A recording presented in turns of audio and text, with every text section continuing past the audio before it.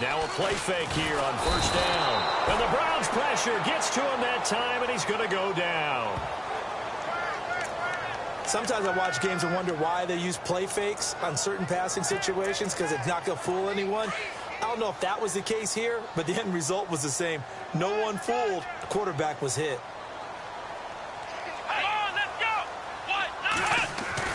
Now a second down throw for Kaiser. Under pressure again, and down he goes again. Now, I know we're only 2 plays in, but after giving up back-to-back sacks, something has to change with the protection, and they can't wait to halftime to make an adjustment. So a tough spot for Kaiser. The sack, and now it's 3rd and long. Here we go.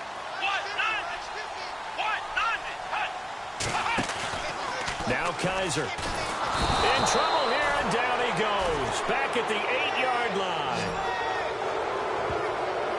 Well, that play was the very definition of fast, quick, and in a hurry. Suddenly, he was there. Yeah, blink of an eye. That happened fast, and a big sack. On now, Kaiser, the punter, sending it away.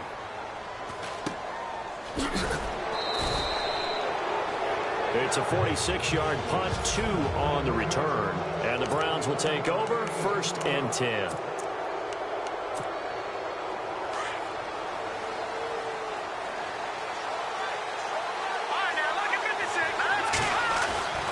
They'll try and start this drive in the air. And a quick throw here, that's complete.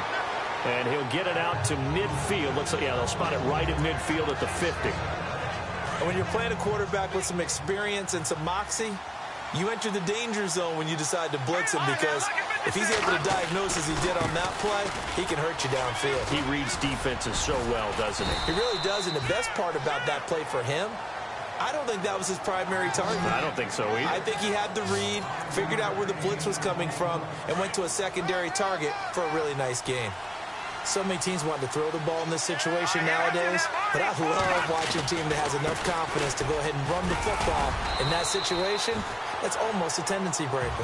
And he's going to be met at about the 43. Give him a couple on the carry there, 2nd and 8. And after the play on the ground, that brings up 2nd down here. Back to throw. And he's going to be hit and taken down. Back right around the 48-yard line. Defensive end gets in there that time. They were in a 4-3. What's the responsibility of the ends versus the tackles there, Charles? Well, most of the time when you talk about the ends, they're your pass rushers. They're the guys that you turn loose to try and get to the guy who's going to throw the football. The tackles, usually more of the run-stuffing variety. But the way this game is advanced, you're wanting a little bit of everything out of all of your guys. But let's just go ahead and break it down and make it simple. The guy who's the right defensive end versus a right-handed quarterback, that's the blind side. He's going after the quarterback. He's going to put him on the ground. And able to push his way forward here for a good little gain. 5 yards on the carry. Good pickup on 1st down.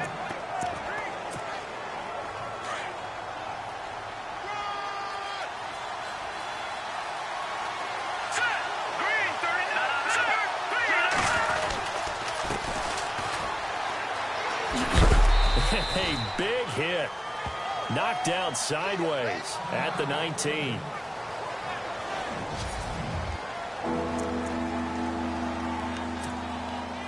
This will be play number 7 on the drive. 3rd and a yard.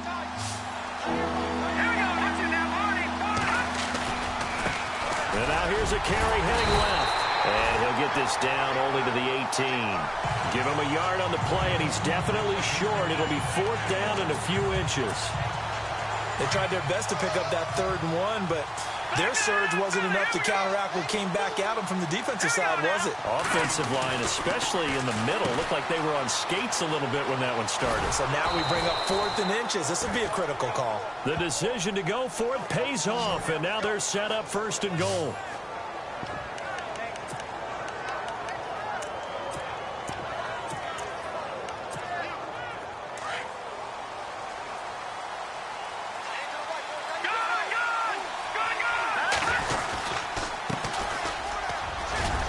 And he'll take it into the end zone for a Browns touchdown. A great play there. An 8-yard touchdown run. And the Browns have taken the early lead. And they're able to run it in. It started with a battle in the trenches. They won there, and they got in for 6 points. And that's going to be a tough one for the defense to deal with. They've got to go to the bench now and figure out how are we going to slow down this running game, because on that particular play, they had no answer.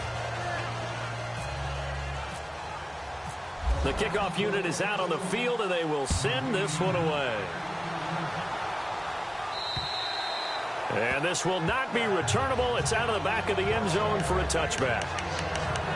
Now this offense about ready to take over again. I guess you could say they're kind of fortunate to be in the position that they're in, able to host as a division champ, because it's really one of the weakest divisions in the NFL. And there's often the discussion every time, right? That 4th seed, should they actually be hosting? Because sometimes it turns out that division winner has a lesser record than wild card teams that get in, and some people think that'd be a more fair way of doing things. But I've got to tell you, I personally like it. The winning a division title, I don't care what the division, how it's ranked, it still means something to me, and I like the fact that they get to host. I think that that's the reason you have the divisions. If you didn't just stack them all up and take the best 6 records, but there's a division for a reason. The champion hosts the first round. And the first rule of thumb in building a team, build a team to win your division. Beat those teams first, then you go from there. That's going to go as a loss of a yard, and it'll be 2nd down. Well, you had to punt on your first drive, and on the first play of the second drive, you end up going backwards. I would dare say they need something good to happen right here, right now. They'll run it now out of the gun. Room here to run.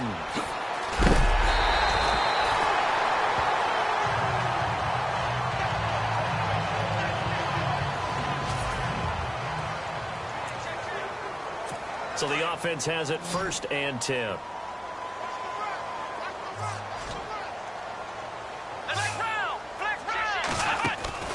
To throw, Kaiser. Quick hitter here, it's complete. And he'll lose yardage here, back at the 41. It's a loss of 2 there, bringing up 2nd down. They completed the screen on the perimeter, but boy, that was textbook defense, exactly as you're taught to play against a wide receiver screen, and they snuffed it out for a loss of yardage. Here's Kaiser. And he's taken down. This will be a Brown sack.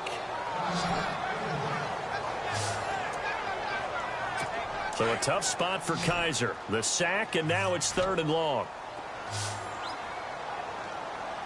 Here we go. From the gun, Kaiser. And that is incomplete.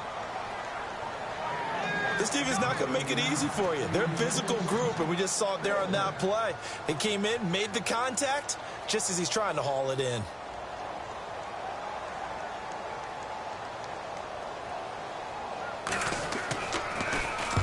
On is the punt team now as this one's sent away. And this will carry out of bounds. Where are they going to spot it now?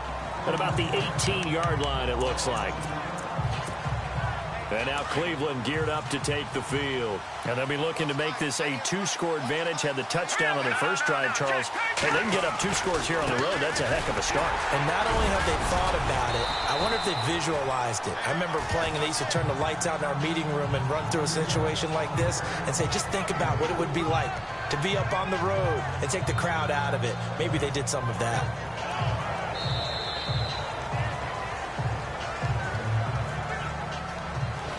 Back with Charles Davis, I'm Brandon Gaudin. The Browns with a football to begin quarter number 2. They've got it 2nd and 6 to start things out.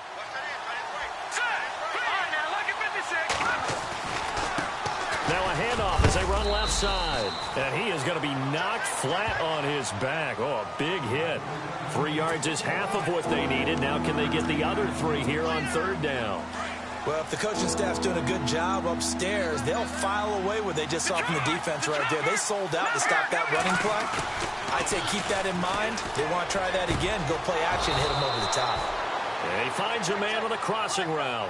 A good play there as the Browns strike for 16 and a 1st down. He's such a good route runner. Shows it there on 3rd down. Very proficient and a good pass. And you know what I've observed over the years in the NFL?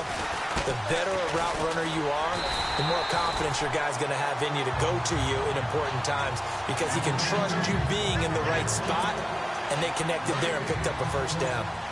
A little educational piece. I know a lot of people here, 3-4, 4-3, etc. Take us through the 4-3, Charles. Okay, 4-3. 4 down defensive linemen, usually 2 defensive tackles, 2 defensive ends. Behind them, the 3 those are the linebackers. The middle linebacker, often known as the Mike, with 2 outside linebackers, the Sam and the Will. There's your 4-3. Sam on the strong side, Will on the weak side. Absolutely love the run right there. This guy's known for his quickness, but also for his speed. He's able to get to the second level almost before you blink if you give him any type of blocking. Always talk about slot receivers. And he can't find a receiver, and he's brought down. 2 minutes to play here in the first half. Back with more AFC playoff action after this timeout. A reminder, as we did all through the regular season, we'll check in with Larry Ridley at halftime. He'll have highlights and analysis of this first half of play. Oh, he's got some breathing room. And he's free going down the left side. It's a foot race. And all the way in. Touchdown, Cleveland. A big play there with his second touchdown here in this first half. And the Browns add on to their lead. And it's good to make it 14-0.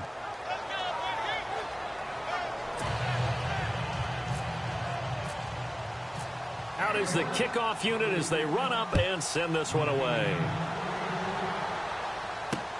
This will be fielded at the 8. And nice work on the return as they'll start their drive just past the 30.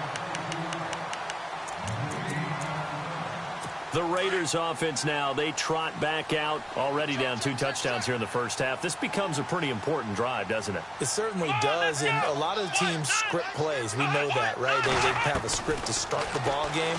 And the Browns pressure gets to him that time, and he's going to go down.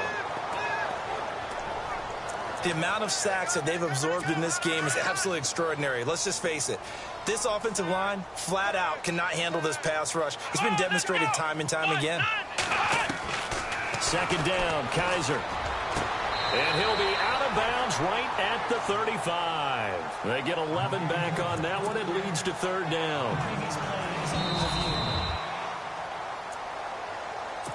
And on third down, a nickel formation here defensively.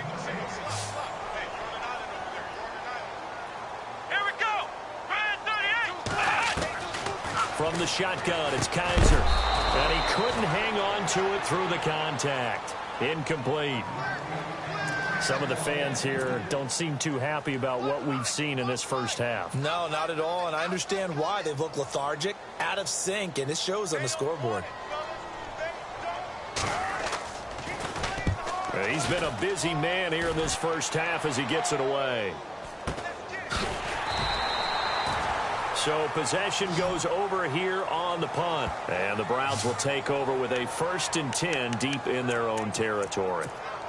And now the Browns coming out on the field. And right now they're saying, hey, let's keep this going. 2 drives, 2 touchdowns. Yeah, can't ask for a better start than that, can you? I mean, this is the way you practice it. This is the way you rehearse it. But right now, the play calling, they're locked in really well. Hoping now to get back in the end zone on this 4th possession. So they took a shot on 1st down, but couldn't connect. Sure, that pass was incomplete as they made an attempt to get a big one downfield. But that's okay because the second part of that is if you don't get the completion, at least you told the defense you're trying to stretch them out a little bit, and they may have to change accordingly. Call it a gain of 4, and it'll leave them with a 3rd down and 6 to go. When you find that kind of yardage, you couldn't be more confident as a ball carrier. And guess what? You're going to go back and tell your offensive coordinator, I'd like to keep carrying it, thank you. On 3rd down, it's Harper. And he's able to pick up the 1st before he's taken down at the 27. That's good for a Cleveland 1st down, an 11-yard pickup. We've seen him break off a big run already in this game, and for a second, that one looked like it might be another. Yeah, I think that any defense would say, look, we can't let him get to the second level because sometimes he'll break off the big run on his own, but oftentimes you get additional blocking at the second level, which gets you deeper into the secondary. They'll look to throw now on 1st down. Throwing middle, and it's complete. And now we won't see a play on 1st down. We're going to get a timeout instead as they stop it with 19 seconds to go in half number 1.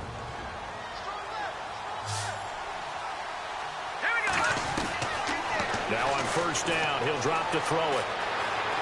Flush to his right. And he's got room.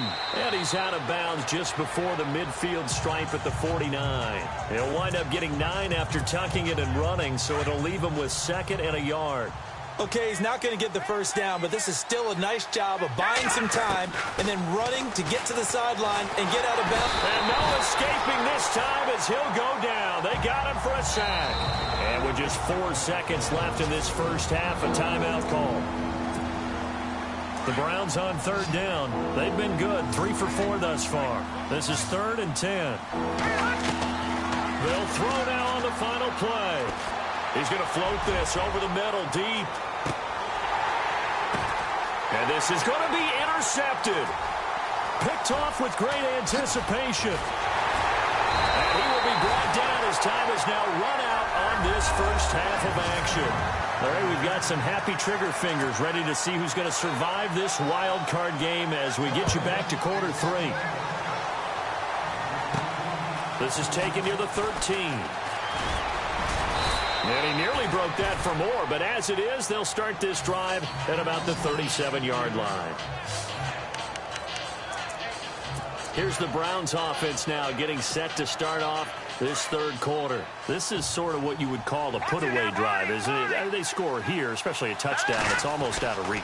It certainly feels that way, and I think that they're going to call their plays accordingly because what you really want to do, even though you know the scoreboard is still up there and the game's going to go on, I think you can take the spirit away from another team, that their drive and will to come back and win can be taken with another score right here. It's still third quarter, but you just get that feel. Yeah, they're teetering right there on the brink, aren't they? And he'll take this one for about 4 up to the 40.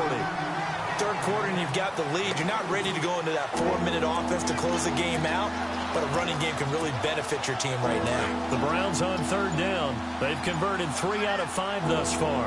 This will be 3rd and 6. Play clock winding down. On third down. That's Douglas. And he's going to be stopped dead in his tracks. It's a 9-yard gain, and it keeps the drive moving. They're trying to show that they can run the ball and protect this lead. Give it to the backs, play a little bit of keep away, don't you think? And that's probably a good philosophy at this point, going to make that defense stand up and stop them. From the midfield stripe, they'll look to throw. Escaping the pressure right. Going to throw right side here, complete. And he'll go down shy of the 40 at the 41. Give him 9 there on the first down completion. In today's football, where receivers break tackles, make people miss, get upfield for the extra yardage, when you see a play like that where it's caught and he's dropped on the spot, that's a big-time play by the defense. And he'll be brought down, it looks like right at the 40. Only a gain of a yard, but that's all they needed, as that's going to move the chains. 2nd and 1 and people want to run the football. This is where every back in the league is supposed to do exactly what we just saw there. Pick up the first down. And he'll give it here to his running back. And he's going to get this inside the 30. 13 yards to pick up there. Good for a Cleveland first. I think we're seeing the effect that runs like that are starting to have on this game. They're a little bit slower, that front 7, reacting to the football, almost like body blows in boxing, slowing them down, and they're really starting to take over in this game. And now here's a carry heading left. He's able to get 6. A nice pickup down to the 21.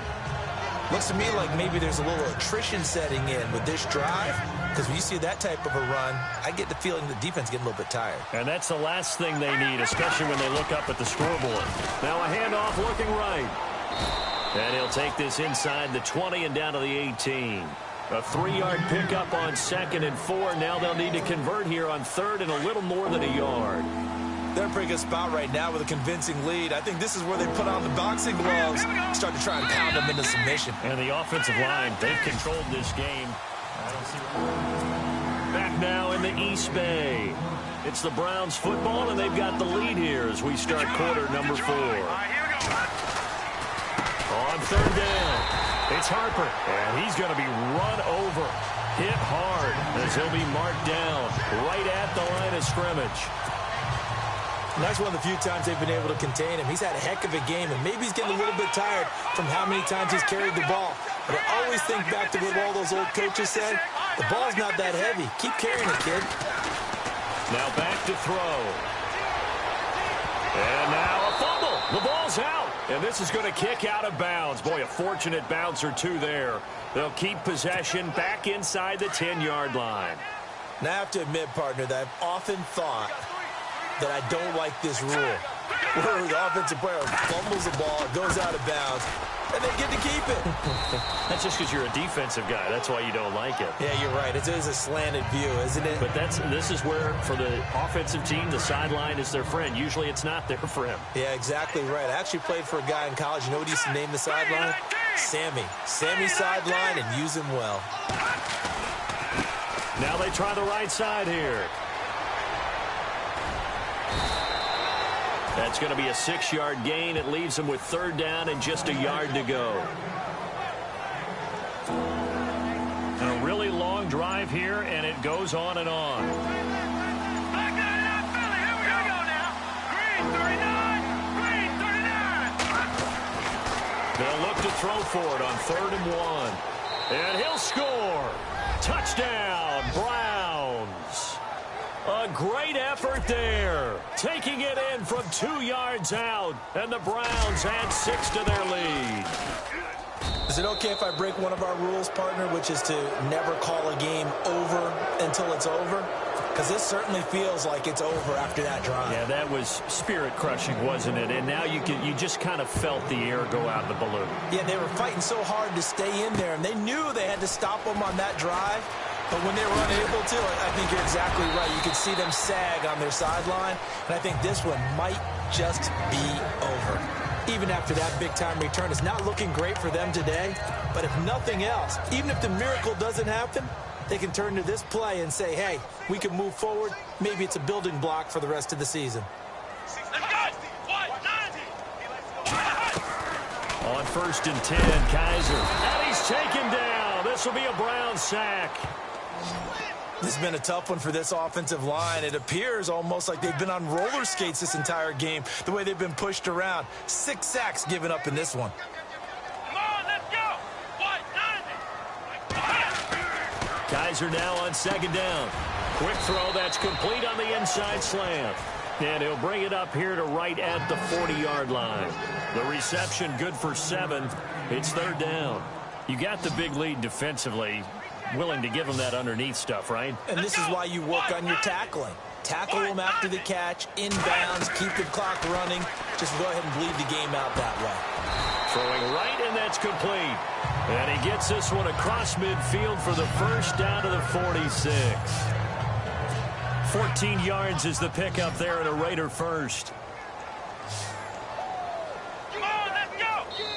Time for a break. Back to finish it off on EA Sports after this. So it's Raider football as we get you reset. They've got a 1st and 10 as they search for a late score. Let's go. Brand 38. Kaiser now to throw on 1st down.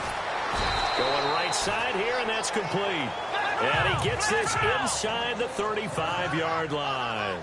12 more yards there and another 1st down. Kaiser on 1st down. Kaiser hit, and he lost the football. And this is picked up by the Browns. And his crew will take over at their own 45-yard line. Well, partner, I think it's safe to say they can mark this down as extremely frustrating. Here we are in the 4th quarter, and that last play, that turnover, I think it epitomizes what happened to them all day on offense. So symbolic, and that's why they're still being shut out. And he'll be brought down. Oh, that's a face mask. Certainly looked like it. Indeed, here come the flags. Defense. They're down here in the 4th, and that personal foul penalty is not going to help. No, in these types of situations, players will tell you that's extra intensity. From what we see, it's actually frustration, not a good play. There he goes inside the 30, and he's going to get this inside the 30. A good pickup there for the Browns, 15 yards. I think this defense tired of seeing him run the football, and this D-line probably getting sick of the O-line as well. And as I'm watching this, I'm thinking about a conversation I had with Adam Gase, the head coach of the Miami Dolphins in the offseason. He told me that he asked his running backs each week for their favorite runs. Give me your 3 top runs. And right now, you're seeing a guy that's probably using his top runs to great advantage in this game. He is in a zone.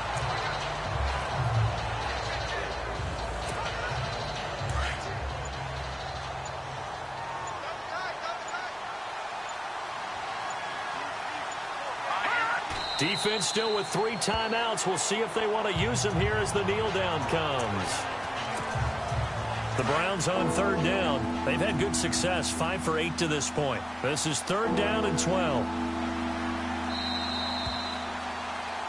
Well, 1 win down, still 3 to go to get to the most hallowed ground in sports, but a good start.